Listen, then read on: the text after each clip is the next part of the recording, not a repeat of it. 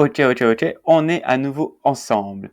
Alors, avant-dernière partie de Greco qu'on va voir ensemble. J'espère que toutes ces parties qu'on a vues quand même, ça vous a intéressé. Voilà, ce sera pas tous les modules ne fonctionnera pas comme ça. Là, ça reste quand même le début, ça reste quand même pour mettre des bases, mais vous voyez qu'il y a déjà pas mal de quoi faire et puis surtout, ça reflète un petit peu votre capacité à travailler. Parce que c'est pas facile, mais les échecs, finalement, c'est ça. C'est à un moment donné de prendre une position et de réfléchir, de se dire qu'est-ce que je fais là. Et petit à petit, en progressant, vous allez avoir de plus en plus d'outils, de connaissances, et ça va devenir de plus en plus clair. Voilà. Pour répondre un peu à cette question qui est la même pour tous, c'est pour toutes et toutes, et tous, bref, pour tout le monde, lorsque vous avez une position, mais quel est le plan ensuite? Il faut prendre des décisions. Évidemment, quand c'est la tactique, quand on sent qu'il y a quelque chose à faire, c'est assez facile. Mais la plupart du temps, il faut prendre des décisions. Il faut prendre un parti pris, se dire je vais plutôt faire ça ou faire ça. Bref, Greco.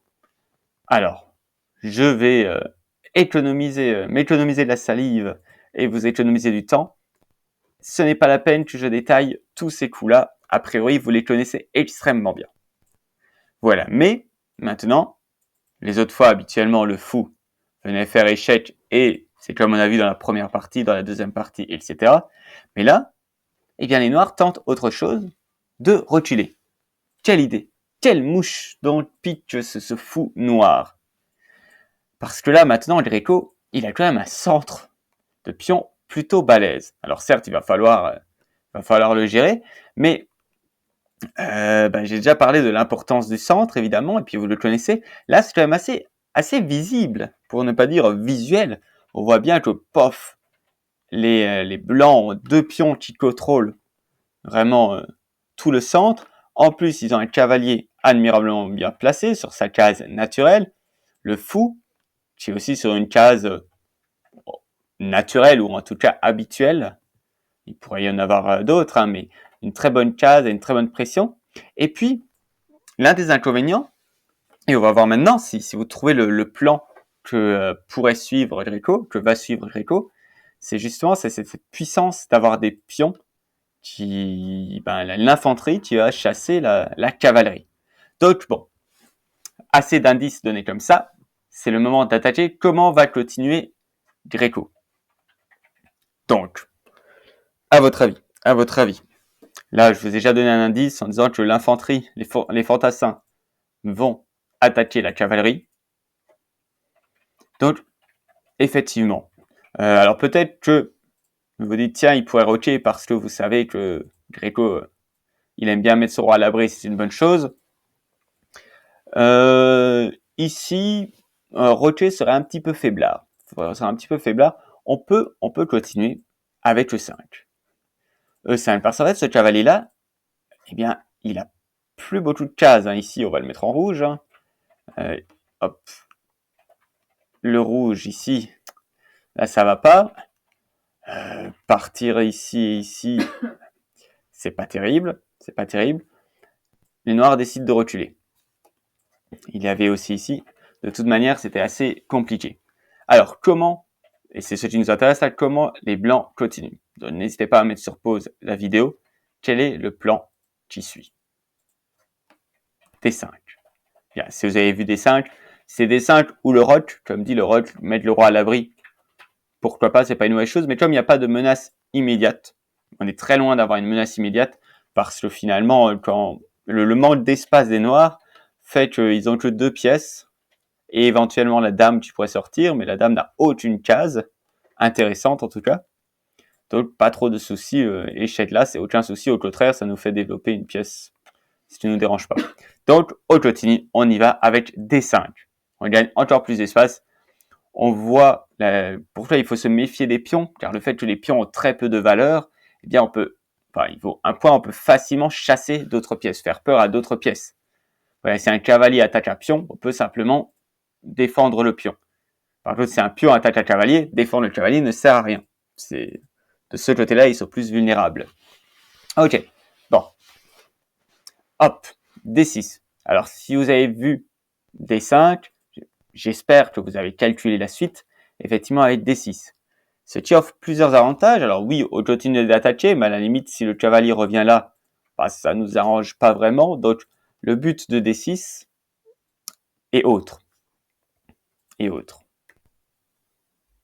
Alors maintenant, est-ce que par rapport à ce but, pourquoi on a joué D6, qu'est-ce qui se passe maintenant? Là, c'est vraiment le moment, si pour l'instant vous n'êtes pas encore très bien réveillé, vous n'avez pas trop mis la vidéo sur pause, c'est le maintenant. Vous mettez la vidéo sur pause, trouvez-moi le plan des blancs. Donc je veux un plan et puis surtout d'abord le plan et puis après les coups qui s'ensuit. Là, on est dans de la tactique. Tactique, menace. Voilà. Le tout enrobé d'un joli plan. Donc, vous avez mis la vidéo sur pause, très bien. Au continue, dame D5. Oui, là on a un plan. Voilà, je vous le répète encore une fois, hein, F7 c'est une faiblesse avec le fou. Parfait. Donc, dame D5. On a une très grosse menace, une menace de mat. Il y a très peu de solutions pour l'empêcher. Surtout pour l'empêcher sans... Non, on perd. Les noirs perdent de toute manière du matériel. Là, donc là, les noirs décident de l'empêcher comme ça. C'est quasiment le seul coup. Hein, quasiment le seul coup. L'autre coup, non, c'est tout aussi catastrophique. L'autre coup aurait été de sacrifier ici, mais c'est tout autant catastrophique. Donc là, en tant que blanc, comment vous continuez? Bien, tout à fait. Tout à fait. On enlève défenseur. Élimination du défenseur. J'en ai déjà parlé plusieurs fois. C'est un terme important. Si vous ne le connaissez pas ou si vous ne l'avez jamais conscientisé, élimination du défenseur. Mettre un mot sur un concept, ça aide pour le repérer. Voilà, même si ça peut être naturel pour vous de se dire, tiens, hop, je prends le cavalier, comme ça je peux prendre le pion. Et bien voilà, ça veut dire vous éliminez le défenseur. Et ça va vous aider parce que lorsque vous allez chercher un plan, vous allez se dire, tiens, j'aimerais bien aller là. Ah non, bah c'est défendu. Est-ce que je peux éliminer le défenseur? Et le défenseur, on peut le prendre, comme ici.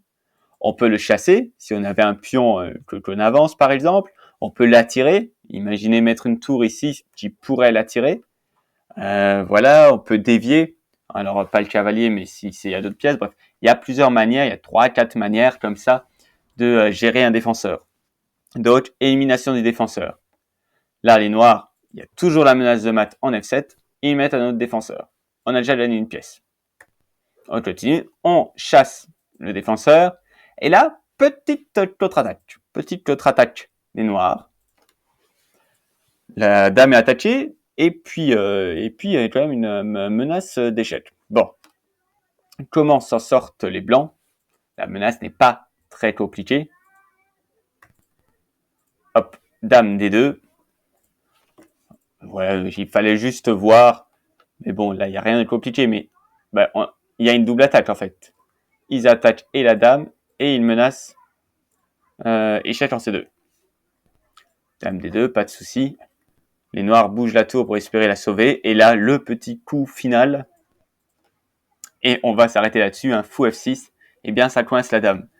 Ce que j'aimerais que vous vous rendez compte un petit peu dans cette position, c'est qu'en fait, très rapidement, on est encore dans l'ouverture. Hein, on n'a pas pu arriver au bout de l'ouverture, que là, c'est déjà foutu pour les noirs. Pour ça qu'il y a des principes de base dans l'ouverture à respecter. Pour ça qu'il y a différents types d'ouverture, qu'il s'agit de les connaître, de ne pas jouer au hasard, de surtout pas jouer la dernière ouverture à la mode et tout ça sans avoir capté les plans qui sont derrière. On va faire un petit cours sur E4. Alors, pas un cours d'ouverture comme vous pouvez avoir l'habitude de les voir, mais vraiment juste plus sur les idées, sur à qui ça peut convenir, pour mettre des petites bases. Il y aura des moments donnés dans l'itinéraire de progrès, on ira plus dans les ouvertures, mais là, c'est vraiment pour vous inviter à réfléchir. Donc ici, voilà, on va la revoir, parce que de toute manière, vous le savez bien, après vous allez devoir la jouer. Mais voyez à quelle vitesse ça peut vite se dégrader si on ne fait pas attention. Donc ici, tac, tac. Voilà, le fait que les noirs ont reculé le fou et qu'ils n'ont pas du tout anticipé, ils n'ont pas senti cette menace. Qu'importe que ça marche ou que ça marche pas. On peut très bien imaginer qu'il y ait des positions qui ressemblent et qui finalement, les blancs ont envie de pousser et c'est pas une bonne chose. Ok, mais il faut se méfier. Là quand même, c'est pas du tout agréable. Vous devez sentir que pour les noirs, c'est pas agréable. Ils risquent de se faire attaquer par là, ils risquent de se faire attaquer par ici. Le roi est toujours au centre. Le centre, hein, c'est 4 cases. Et par extension, les cases qui sont juste à côté. C'est vachement important. C'est le but. Le but du jeu, vraiment le but du milieu de jeu, souvent, c'est le centre. Si le centre est bloqué, on va attaquer sur les ailes, à gauche ou à droite, l'aile dame ou l'aile roi. Mais sinon, c'est le centre, le contrôle du centre est vachement important, ou en tout cas la possibilité de contre-attaquer au centre. Ici, les noirs se laissent totalement envahir. Ça se passe de commentaires et on a notre dame.